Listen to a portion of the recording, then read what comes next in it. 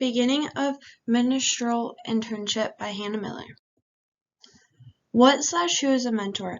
A mentor is someone you look up to, someone that you trust to lead you and to guide you into the world or in the career that you want to take. It's someone that you want to learn from, that you've been around and you're really interested in learning from them. In the start of ministry, it is okay to be scared because you're not sure what you're going to go into and not sure how you're going to handle it. Things in ministry do not get easier, you just get stronger. You learn how to handle things in different ways than what you thought you could do. When an opportunity comes, you need to take it because it may help your ministry or may help you grow as an individual, as a person in life. My mentor's advice of starting the ministry is, in ministry, some things will break your heart and tear you down. It can tear your family down, your mental state, it could tear you down and break you. People may judge me based off of how young I am or how young the new generation of people are coming up. You have to be open to learn new things and to do things differently than what you thought you were used to. Your gifts. God will use you as much as you let Him.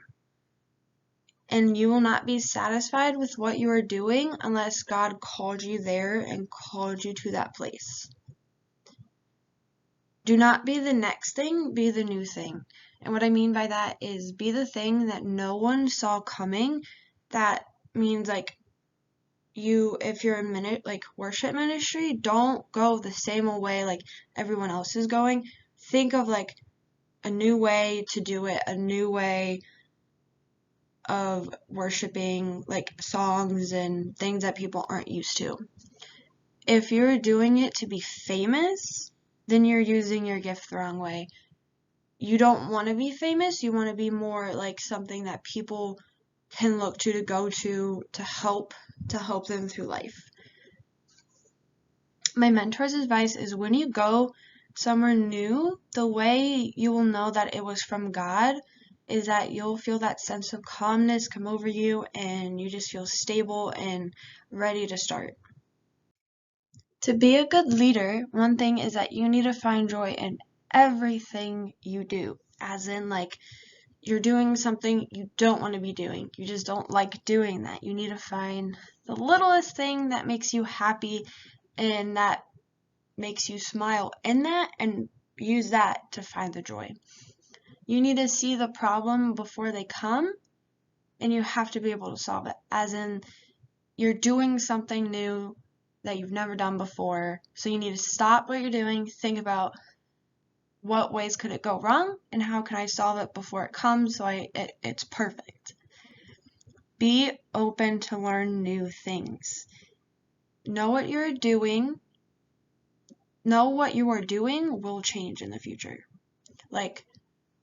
New generations coming up, they find ways that are better and easier to do things.